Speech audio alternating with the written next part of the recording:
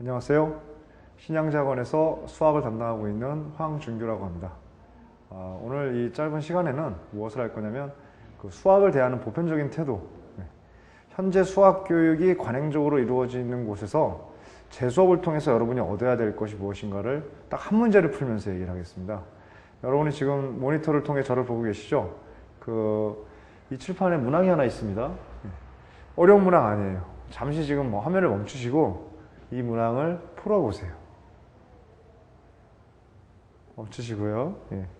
자, 푸셨죠? 봅시다. 질문은 굉장히 간단한 겁니다. 사인, 코사인, 탄젠트 정의는 여러분이 사인의 정의는 뭔지 아시잖아요? 그러니까 사인 A분의 A가 사인 B분의 B임을 보이시오 라고 되어 있는데, 여러분 중에 어떤 사람이 있을 수 있냐면 중학교 때 혹은 고1 때 배운 사인 법칙이 생각난다 이래가지고 사인 법칙을 이걸 푸신 분이 있을 수 있어요. 그분은 지금 화면을 멈추고 다시 하셔야 돼요. 왜냐면 이게 참이기 때문에 사인 법칙이 참이거든요. 근데 이게 참인 걸 보여라 이럴 때 여러분이 사인 법칙이 참인 걸 이용해서 하면 그럼 어떻게 돼요? 이건 왜 참이냐? 사인 법칙이 참이다. 사인 법칙은 왜 참이냐? 이게 참이니까. 이렇게 되거든요. 이걸 순환농법이라고 그러죠. 그러니까 이러시면 안 되고요. 다시 그러신 분은 사인 법칙을 사용하지 않고 이 문제를 푸셔야 됩니다. 그렇게 푸셨나요? 여러분 중에 어떤 분이 가능하냐면 여기다가 원을 하나, 이 점을 따라서 그 원을 하나 그으면 외접원이 되죠. 외접원으로 푸신 분이 있을 수 있어요. 그거 괜찮은 풀이입니다. 근데 그거보다 더 좋은 풀이가 있어요. 외접원으로 하신 분은 다시 멈추시고 더 좋은 풀이, 더 단순한 풀이. 수학에서 더 좋은 풀이라는 게 뭐냐면 더 단순한 거. 단순할수록 시험장에서 기억도 잘 나고 본인에게 납득이 되니까 여러 문제들을 풀 때도 편안해집니다. 뭐가 있죠? 자, 보세요. 이 문제를 푸는 방법에 이런 풀이가 있습니다. 자, 여기서 수선의 발을 내려요. 수선의 발을 내렸으니까 이 점을 우리가 H라고 할까요? 그럼 적어볼게요. C에서 A, B에 수선의 발을 내려요. 지금 보신 것처럼 이름을 H라고 했습니다. 수선의 발을 H라고 합시다. 그러면 요 왼쪽 직각삼각형을 보세요. 보시면 자, 요 각이 A예요. 요 변의 길이가 지금 B잖아요. 그러면 삼각형 왼쪽 삼각형 보세요. CAH에서 요 CH의 길이는 B sin A입니다. 뭐 하실래요?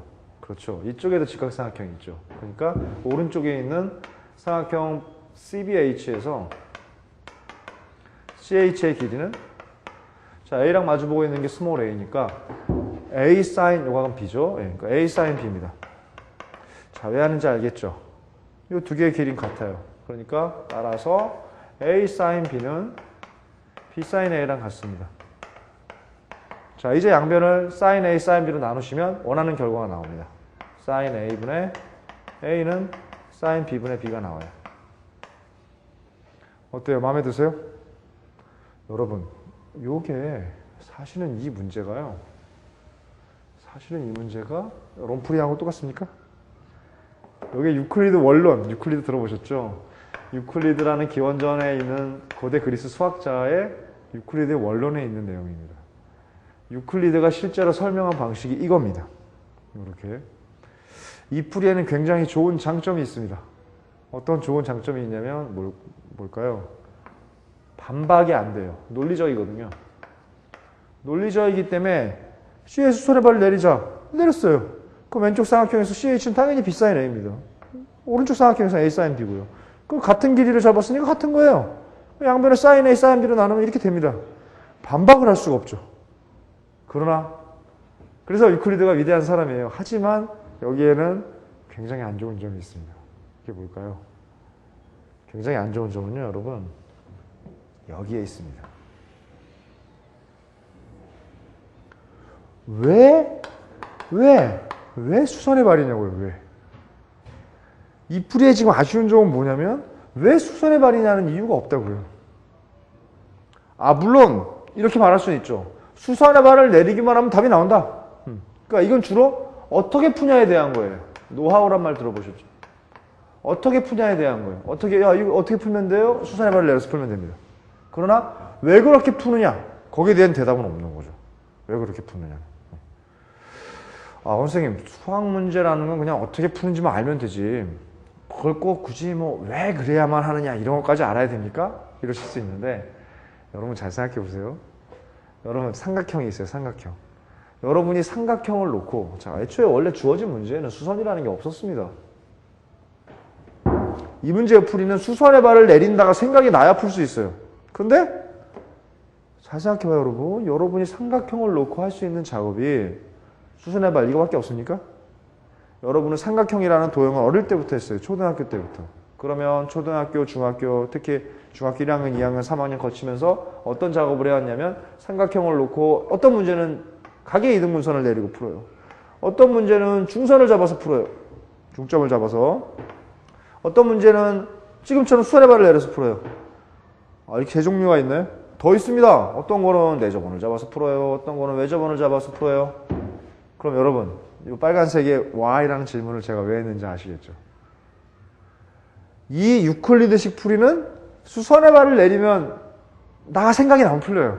하지만 수선의 발을 낸 내가 생각 안 나면 생각이 안 납니다. 이거는 제가 처음 한 얘기는 아니고요.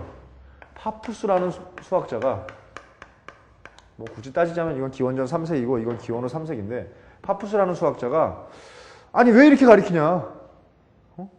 아 물론 논리적으로 좋은 점이 있죠. 논리적인 장점이 있어요. 하지만 삼각형을 놓고 할 수 있는 그런 많은 작업 중에 왜 하필 수선의 발이냐를 설명 안 해주면 학생들은 어때요? 학생들은 시험장에서 이 문제 어떻게 하지? 수선의 발을 내릴까? 해서 풀리면 좋지만 안 되면 각을 이등분 해볼까? 그러면 중선을 내려볼까? 아하, 중선을 내리는 유형. 네, 유형을 암기한다고요, 학생들이. 여러분, 제 수업에서 제일 중요한 지점은 뭐냐면 황준규의 수학 수업의 특징을 얘기해달라고 그러시는데 제가 생각하기에는 황준규가 무슨 수학자도 아니고 황준규 수학 수업의 특징이 있어서는 안 된다고 생각을 합니다. 오히려 정말 문제가 되는 건 뭐냐면 기존의 수학 수업의 관행이 지나치게 유클리드적이라고요. 이렇게 하면 답 나온다. 이건 굉장히 권위적입니다. 여러분이 실제 시험장에서 문제가 막혔을 때 할 수가 없어요. 여러분 이런 유형을 잔뜩 암기하면 수능 몇 점 나옵니까? 이런 유형을 잔뜩 암기하면 상위 10%까지는 갈 수 있어요. 근데 10%에서 여러분이 더 원하는 결과를 더 높은 곳으로 가려고 할 때 유형 암기의 한계는 분명한 겁니다. 선생님 그러면 수선의 발 내리지 않고 어떻게 푼다는 얘기예요? 그건 이런 거죠. 파푸스가 한 말을 설명해 드릴게요. 파푸스가 얘기한 거는 기본적으로 자 문제를 확인하자 이겁니다. 질문은 이거였잖아요. sin A분의 A가 sin B분의 B냐라는 질문이었잖아요. 이거 보이세요? 이거 물음표입니다. 물음표. 네. 아직 참인지 모르니까 물음표를 쳤어요.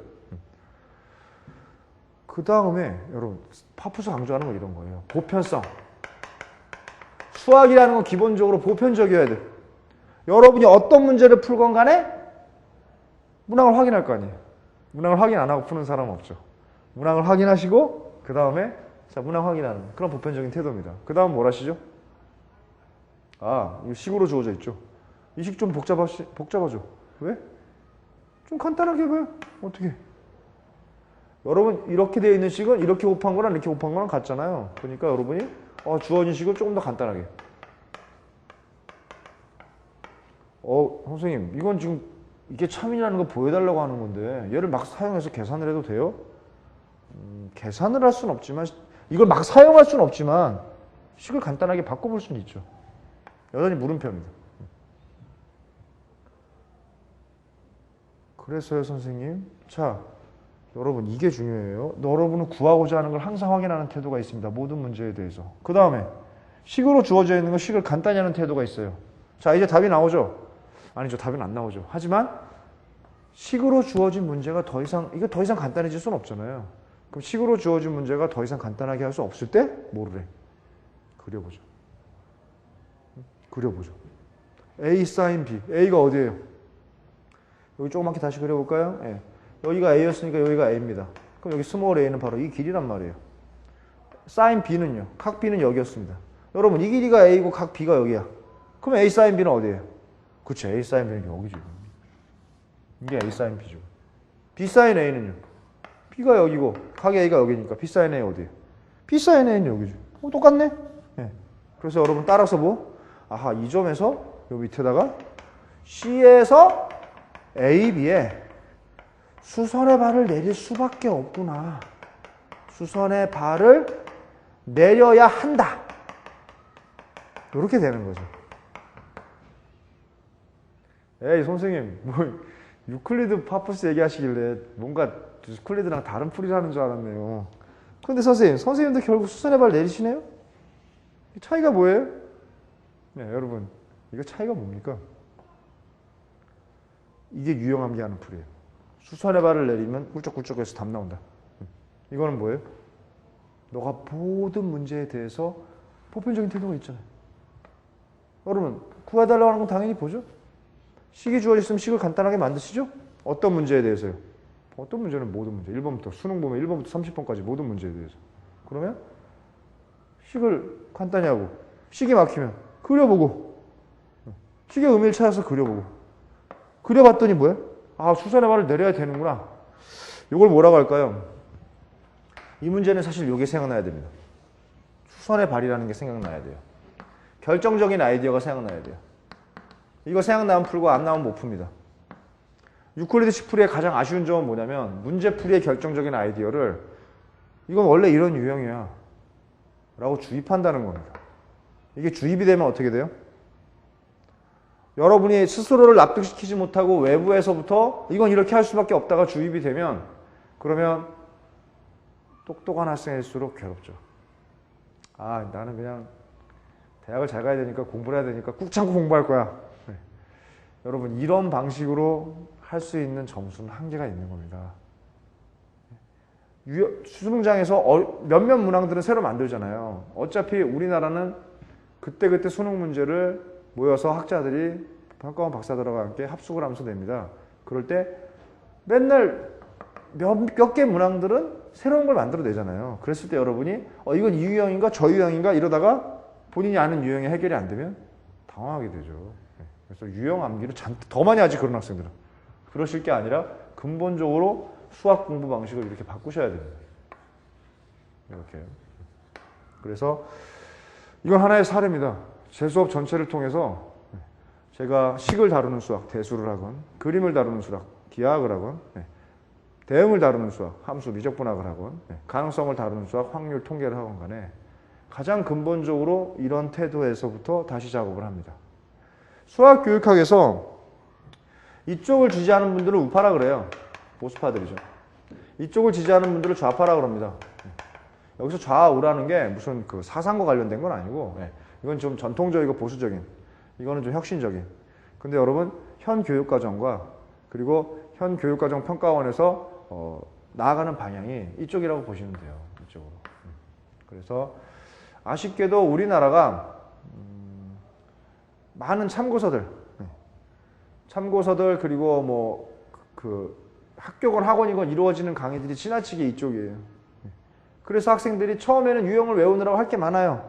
그러다가 3학년쯤 되면, 고3쯤 되면, 이거 뭐 유형 외우는 것도 끝이고, 뭐 수학이라는 게 유형 외우다 보니까 지루하기도 하고, 나의 실력은 정체된 것 같고, 이런 작업이 필요합니다, 여러분. 저는 이 작업을 위해서 이런 작업에 해당하는 교재가 우리나라에 뭐가 있습니까? 없어요. 이런 작업을 하기 위해서 제가 모든 단원의 교재를 이쪽의 성과를 이용을 해가지고 다 준비를 해놨습니다. 그걸 교재를 제가 이렇게 PSTP라고 부르는데 여러분이 이 교재를 통해서 이런 큰 취지에서 수학을, 여러분 이 문제 어려운 문제는 아니죠. 하지만 이런 쉬운 문제부터 이런 작업을 하셔야 이거는 보편적인 태도에 수선의 발을 내릴 수밖에 없구나. 수선의 발을 내린다를 외우고 끝내는 게 아니라 수선의 발을 내린다조차도 외울 필요가 없구나. 공부는 이런 겁니다, 여러분. 공부는 무엇을 공부하고 외울 게 남아있으면 그건 공부가 아닙니다. 특히 수학 공부는 더더욱 아니에요. 수학이라는 건 학생들이 이래요. 이걸 이해했다. 선생의 풀이 따라간 걸 이해했다 그래. 계산한 것에 불과한데 이해했다 그래. 그리고 역시 유형은 외워야겠다 이런다고요. 여러분이 무언가를 이해하셨는데 외울 게 남아있으면 그건 진정한 이해가 아닙니다. 여러분은 외울 필요가 없을 때까지 이해하셔야 돼요. 그래서 수학은 보편성을 지향하는 학문이니까 보편적인 태도에서 유형을 암기할 필요가 없는 거를 확인하려고 공부를 하는 겁니다. 어때요? 좀 생소하게 들리나요? 이게 생소하더라도 이건 벌써 1700년의 전통이 있는 거고 저건 2300년의 전통이 있는 거네요. 우리나라 교육이 너무 지나치게 이쪽으로 치우쳐져 있기 때문에 관행적으로 평가원의 분들은 주로 이쪽이 많은데 그래서 이 수업을 통해서 이런 작업을 합니다. 이거 즐거워요. 여러분 정말 즐거워요. 즐겁고 그리고 공부하면서 여러분이 유형 암기에서 점점 벗어나는 느낌을 가지실 수 있게 됩니다.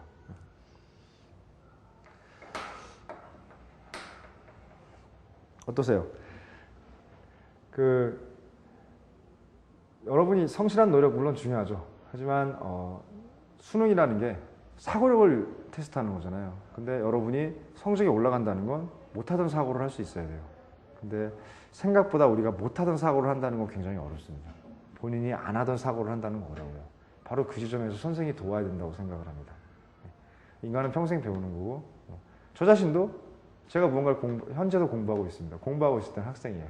제가 학생일 때는 좋은 선생을 찾아 헤맵니다. 여러분도 좋은 선생을 찾아 헤매시죠. 그런 사람이 되기 위해서 굉장히 많은 것들이 준비되어 있습니다. 수업을 함께 할 수 있으면 의미 있는 시간이 되기를 더 많은 노력을 하기를 바랍니다. 네, 감사합니다.